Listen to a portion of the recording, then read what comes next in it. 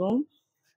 আজকে আমি একটু বুটের হালুয়া, গাজরের হালুয়া, নারকেলের হালুয়া বানাবো।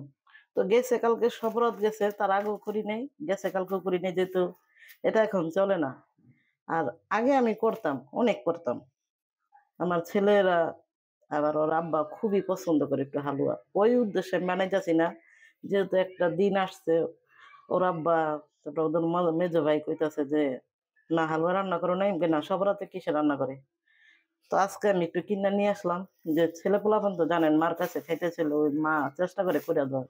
তো এখানে আমি সব নিয়েছি, এখানে খুরমা, কিশমিশ, চিনি আর একটা ঘি আনছি। তো এই যে ডিপ্লোমা আনলাম, পোলার টাকা যা হয়েছে আমি তাই আনলাম। এটা যে নারকলে দিমু হালুয়া, হালুয়ার মধ্যে দিমু ওই যে পেস্তা, পেস্তা এই বাদামটা আমি ভিজায় রাখছি, এখন চুলুম। আর গাজরটা আমি ম্যাশ করে নিব। আর এই বুটের ডালটা এখন ভিজা দিই। বুটের ডালটা এখানে আমি 3 পা নিছি, বেশি দরকার নাই। গাজরের হালুয়াটা আমি যে দুধ দেওয়া সিদ্ধ করতেছি, এখানে 1.5 কেজি দুধ সিদ্ধ বসাই দিলাম। তো গাজরটা সিদ্ধ হয়ে গেছে, দুধটাও শুকিয়ে গেছে দেখি। হ্যাঁ, এখন আমি ব্লান্ডার করে ফেলাই। আধা ঘন্টার মধ্যে মনে করেন হয়ে গেছে, কারেন্টের চুলা তো। গাজরটা আমি ব্লান্ডার করে নিচ্ছি এই যে। তো আমি এখন গাজরের হালুয়াটা রান্না করবো। বিসমিল্লাহ। যে সময় যে ঘিটা ব্যবহার করবেন যে কোনো পাতিলাই, মানে পাতলা গরম হওয়ার আগে ঘিটা দিবেন, তাহলে ঘির গ্রানটা আস্তে আস্তে বেড়ে। আর যদি বেশি গরম হয়ে যায় তোর ঘির গ্রানটা বেশিরভাগই বেড়ে যায়। তো এটার মধ্যে আমি একটু ঘি দুধ বেশি দিলাম কিসের জন্য, গাজরের হালুয়াটা ভালো করে রাঁধলে ভালো হয়। আমার আবার ছেলে গাজরের হালুয়া বেশি পছন্দ করে। আর আমি তো দুধ দা সিদ্ধ করছি, পানি দাও সিদ্ধ করা যায় আর করেও, কিন্তু আমার মন চাইলো আমি যে দুধটা সিদ্ধ করি। আর সবসময় আমি এইভাবেই রান্না করি, যে আপনাদের জন্য তা না, আমি এইভাবেই রান্না করি, যে সময় রান্না করি এমনি। বিসমিল্লাহ। তো ঘিটা গরম হয়েছে,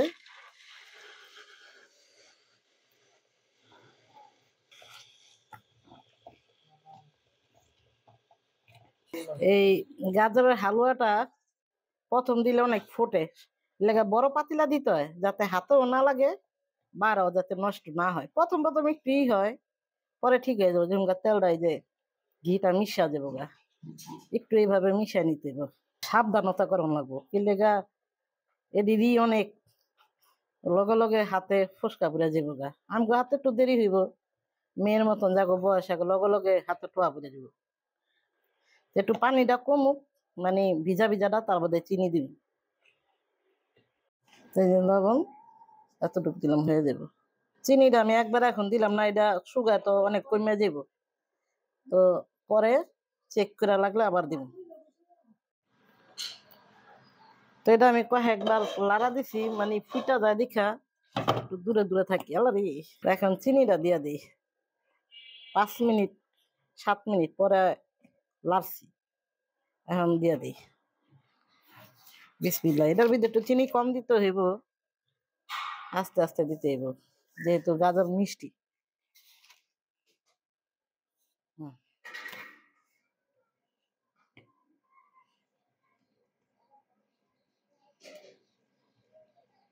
দেখি একটু লবণ দেওয়া লাগবে, একটু লবণ দিয়ে দিই। তাই গাজরের হালুয়াটা আমি শুকাইলাম, অনেকক্ষণ লাগে শুকাইছি, প্রায় 2 ঘন্টা হয়ে গেছে গা। 2 কেজি তো একটু সময় লাগছে। এই পুরাটাই শুকাই ফেলাইছি। এখন আমি কাজু বাদাম, পেস্তা বাদাম আর এই একটু দুধ এটা একটু দিয়ে দিতেছি।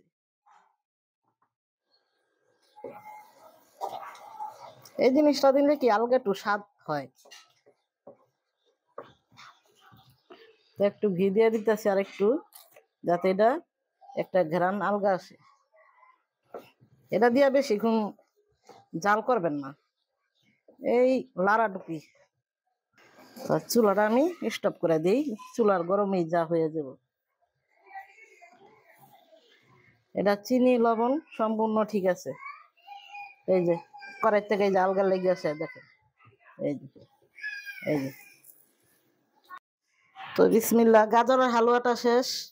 এখন বুটের হালুয়াটা আমি আমার বউ আর মাইয়া বাটছে, এই যে পাটা বেটে নিছি, যেহেতু ব্লান্ডারে করি নাই।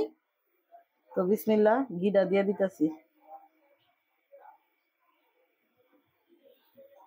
তো আমি তো মনে করেন বছরে একটা দিন একটু খাইলে ভালো করে খাইতে হয়, বাল বাচ্চা নিয়ে চেষ্টা করছি যে দূর একটু ভালো করতে পারি। বিসমিল্লা।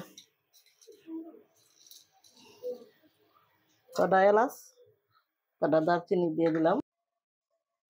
তো এখানে আমি ঘি দিলাম। তেল দাও রান্ধন যায়, ঘি দাও রান্ধন যায়, যা যেটা পারেন, যেমনি পারেন এইভাবে রান্না করা যায়। বিসমিল্লাহ। তো আমি একটু ঘিয়ের মধ্যে ভাজা ভাজা করে নিই।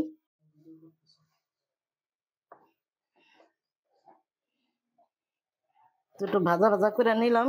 এখন চিনিটা দিয়ে দিই। তো 3 পা তো ডাই। আমরা একটু আবার হালুয়া একটু মিষ্টি বেশি খাই, কেউ কম খায়, কেউ পরিমাণ মতন খায়। আমগোটা একটু বেশি লাগে, এটার জন্য মিষ্টি জিনিসটা মিষ্টি ভালো লাগে।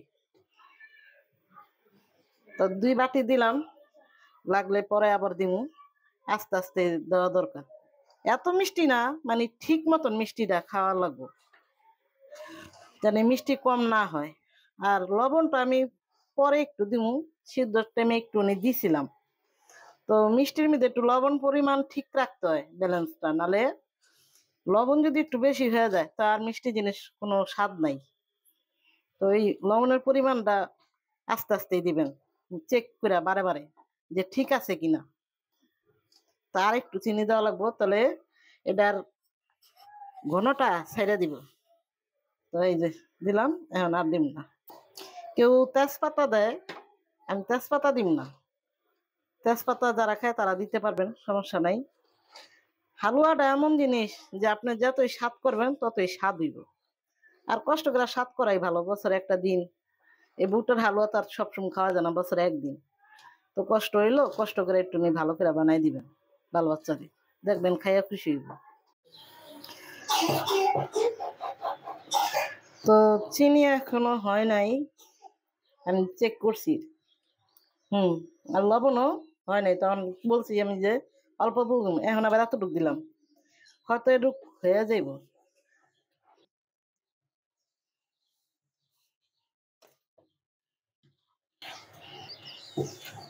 চিনি আর লবণ আস্তে আস্তে দিবেন, তাহলে জিনিসটা খাবারটা অনেক টেস্ট হয়, একবারে হয় না। যত বড় এই রাঁধুনি হোক আর যত বড় রেস্টুরেন্ট হোক, চেক করে করে দেওয়া লাগে, যে এতটুকু এতটুকু লাগে এটা বলা যায় না। কেউ বেশি খায়, কেউ কম খায় মিষ্টি, একটু লবণ। এখন একটু হয়েছে, মনে হয় হয়ে যাবে এতে। আর এটি যেই ফোড়ন ফোড়ে, বাবারে, দুধ ফাঁকি দিয়ে দিয়ে দিলাম। বিসমিল্লাহ। তো এখানে আমি দিলাম কিশমিশ, চুরমা আর পেস্তা বাদাম। তো এইটা দেওয়া যায়, দিলে ভালো হয়। আর এই এই হালুয়াটা কখন বুঝবেন যে হয়ে গেছে, এই যে হলুদটা না সাদা হয়ে গেল, যে দুধটা দেওনি। আর যদি না দিতাম তাহলে মনে করেন ওই লাল হয়ে যেত, চিনি দিলে তো সবকিছুতেই লাল হয়ে যায়। তো আরেকটু আমি ঘি দেবো, যেন এটা একটু আলগা ঘ্রাণ আসে।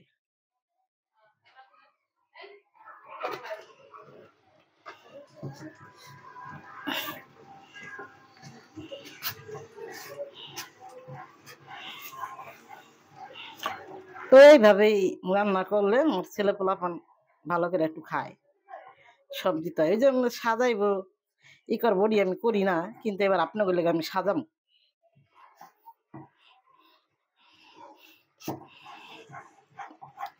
তো আমি চিনিটা দেখি।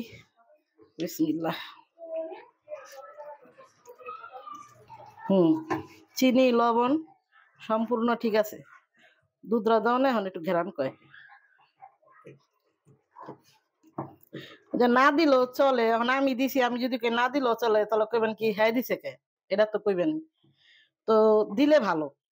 এখন কম টাকাও পাওয়া যায়, 10 টাকা দামে দুধ আছে, 2টা দিলেন, কিংবা ছোট্ট একটা ঘি আনলেন। সবাই নেয়, আমি বাজারে দেখছি যে ছোট্ট একটা ঘি দিছি, হালুয়া খাওয়ার জন্য। হালুয়ার এক নাম্বার হয়েছে ঘি, বাদাম। এই দুটা হইলে হালুয়া অনেক স্বাদ হয়। তেল দেওয়া হালুয়া হয় না। তো আমার হালুয়াটা হয়ে গেছে। এই যে এর চেয়ে যদি বেশি শুকাই তাহলে রুটিটা খেতে ভালো লাগবে না। এটা একটু পরে শুকাই যাবো গা। সম্পূর্ণ সবকিছু ঠিক আছে। আর এটা সাদা হওয়ার কারণ হয়েছে যে দুধের ফাঁকি দিলে এবং সাদা হইবে। আর যদি দুধ না দিতাম, আরো ঘি দিতাম, তা ঘি ভাজা ভাজা হয়ে খয়েরি কালার হয়ে যাবো। তো এটা আরেকটা, এটা আবার আরেকটা। এটা তো যা দেখলেন সবই দিছি। তো আলহামদুলিল্লাহ অনেক স্বাদ হয়েছে, সব ঠিক আছে। তো আমি চুলাটা অফ করে দিই। তো বুটের হালুয়াটা আর গাজরের হালুয়াটা করে ফেলাইছি। এখন নারকেলের হালুয়াটা, নারকেলটা আমি কি করছিলাম, ব্লান্ডার করছিলাম। দেখি ব্লান্ডার করার পরও মানে ছাকড়া ছাকড়া থাকে। যখন আমি এই যে ঘিয়ে টুনি ভাজা ভাজা করুম তখন মাছের ডিমের মতন ছাড়া ছাড়া হয়ে যাবো। ওই জিনিসটা ভালো লাগবো না। তো আমি নারকেলটা আবার ফিরা পাটায় বাইটা নিলাম, এক কেড়ে মিশ করে দেখেন। আর নারকেলটা একটু কালসা কালসা কেন, যে নারকেল কোরাইলে দেখেন আর দুই একটু ময়লা যায় মানে, কারণ নারকেলের ওই কারণে। মানে তার বদলে আমি দুধ দিয়ে ব্লান্ডার করছিলাম, পানির বদলে দুধ দিছি।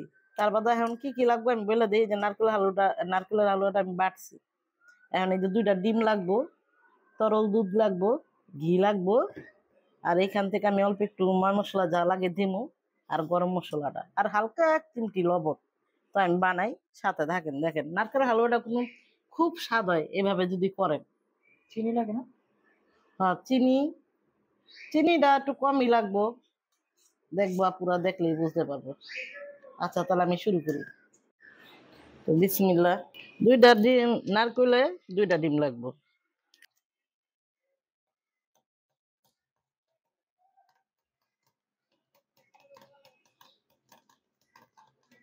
এটা মনে করেন সবকিছু দিয়া আপনি আগে করে ফেলাইবেন, মানে চিনিও দিয়ে দিন।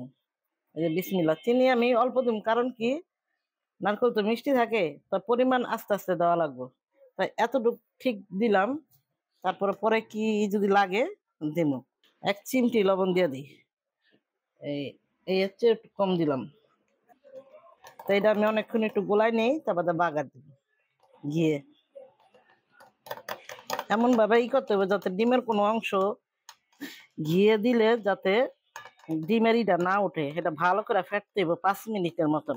এইভাবে চিনি ডিম যাতে গইলা যায়। তো এটা আমি বসাই দিছি। বিসমিল্লাহ। এখানে একটু ঘিটা কম দিবেন, নারকেল তো এমন উঠবো, তেল উঠবো। তো দারচিনি আমি 4টা দিলাম। এটা ফাটাই দিই না, কারণ কি এটা যে ছোট ছোট দানা, এটা বাইরে হলে খাওয়া যায় না। আর তেজপাতা আমি এটা দিব না, যদি আপনারা দেন তো দিয়েন। তো ঘিটা আমি বেশি গরম করুম না, অল্প গরমে আমি এটা ঢাইলা দিই। বিসমিল্লাহ।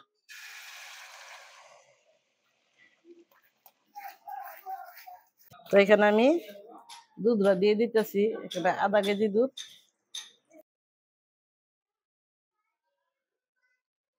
পাকি দুধও দিতে পারবেন। এই দুধটা দিলে কি নারকেলটা যে সিদ্ধ হইব, পানি দেওয়া লাগবে না। এই দুধের উপরে মনে করেন সিদ্ধ হয়ে যাব। আর যদি বেশি খাইতে চান তাহলে ফাঁকি দুধ পরে দিতে পারবেন। তো নারকেলের হালুয়াটা আমি শুকাই নিছি। এই যে একটু লাগা লাগা না হইলে নারকেলের ঘ্রাণ করবো না। তো আমি এখানে যে কিশমিশ, পিস্তা বাদাম, কাজু বাদাম যা আসলে দিয়ে দিলাম। আর একটু দুধের ফাঁকি দিয়ে দিই, আর একটু ঘি দিয়ে দিই।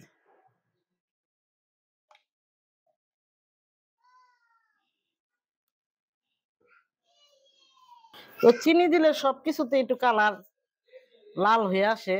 তো নারকেলটা আমি তো দেখলেন যে তরল দুধ দিলাম আধা কেজি, পাকি দুধ দিলাম, বাটলাম। তাও নারকেলটা একটু লাল হইলো কিসের জন্য, ওই যে চিনি দিলে এমন হইব। তো এই যে এটা আমার হয়ে গেছে, আর হইব না।